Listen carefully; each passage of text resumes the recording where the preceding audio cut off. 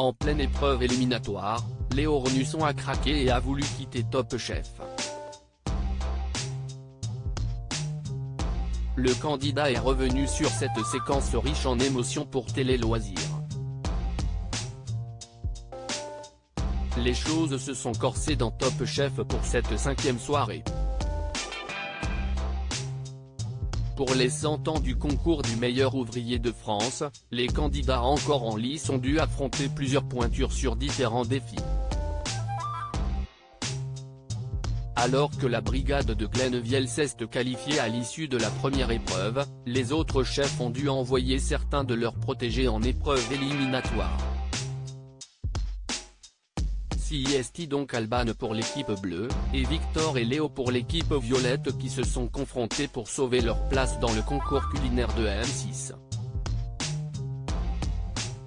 Si CIST Victor qui a été éliminé, Léo s'est fait une belle frayeur en voulant claquer la porte en pleine épreuve. Le jeune homme de 27 ans se confie sur ce moment compliqué pour Télé Loisirs.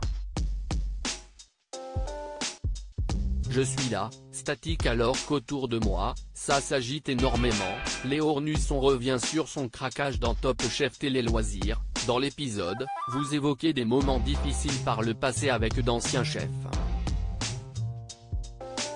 Que s'est-il passé? Léo Ornusson, la production a mis l'accent là-dessus mais je n'ai pas forcément envie de parler de ça car ce n'est pas ce qui fait la personne que je suis.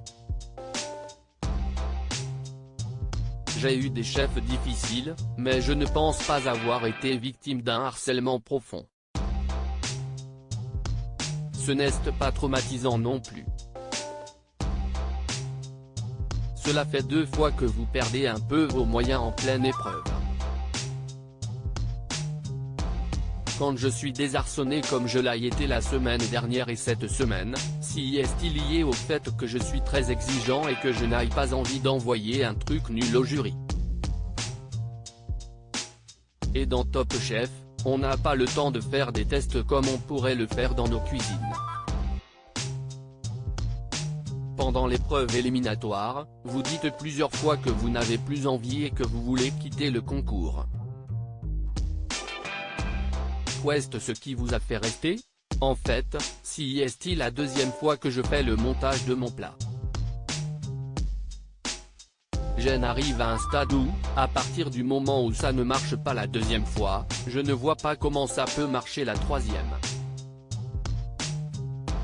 Normalement, dans nos cuisines au quotidien, quand une recette ne marche pas, on ne la sert pas.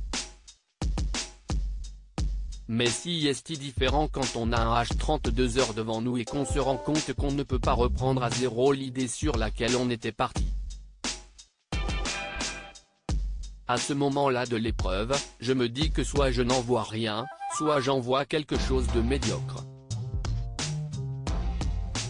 Autour de moi, ça s'agite énormément. Alban est très suivi par son chef, Victor va vite. Tout va très vite et moi, je suis là, statique, parce que je ne sais pas trop où je vais, avec ce feuilletage qui déconne. Et là, il y a un petit déclic et je me dis que si est faisable, qu'il n'y a pas de raison. Je me suis mis dans mon truc. Il y a un petit moment de flottement où j'ai besoin de prendre 5 minutes pour être concentré et repartir. Ce qui est très compliqué avec les caméras. Top Chef 2023, Paul Perret agacé sur le moment par le craquage de Léo. Avez-vous repensé à Mallory Gapsi, saison 11, qui avait été rattrapée de justesse par Michel Saran et Hélène Darroze après avoir quitté une épreuve? Je m'en souviens très vaguement. Mais ça me fait surtout penser que ça arrive à tout le monde. Quand tu enchaînes les galères, même quand tu es très bon et très technique comme lui, ce qui n'est pas forcément mon cas, tu te demandes comment ça peut fonctionner. En avez-vous reparlé avec Paul Perret après?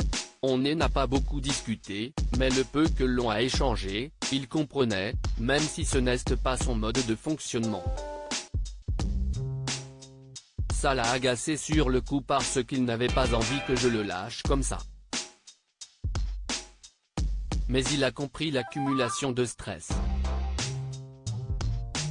Il a toujours été très clair avec nous dans l'équipe, il n'aurait pas forcément fait Top Chef en tant que candidat.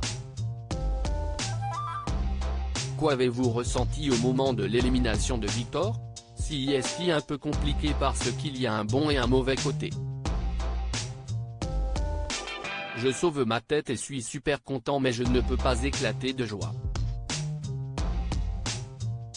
Car si est aussi frustrant de le perdre. C'était vraiment un bon camarade. Pensez-vous qu'elle soit méritée? Je ne sais pas. On ne voit pas les plats des autres, on ne les goûte pas non plus. Mais la vis des mofs, qui sont les gens les plus pointus en cuisine, a valeur. Et les chefs ont dit que ce n'avait pas été évident de nous départager car les plats étaient tout bons. À lire aussi, ce n'est pas de la triche, les candidats de Top Chef 2023 connaissent-ils les thèmes des épreuves à l'avance?